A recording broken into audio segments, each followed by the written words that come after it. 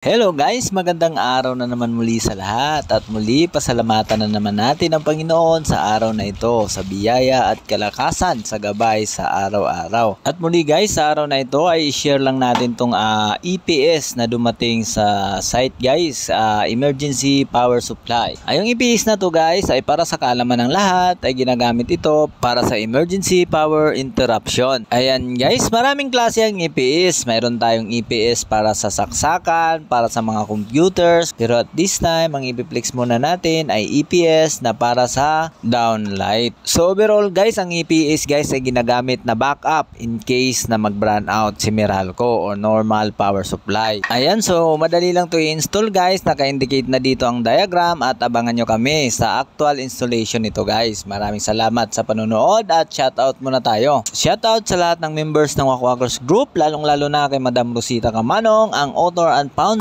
ng Wakwakers Group in Europe. At shoutout din sa ating mga top contributor guys na si Ma'am Jessa, Ma'am Marietta, Ma'am Eileen Me, and Ma'am Mitch Gato. Ingat kayo lagi dyan and God bless everyone.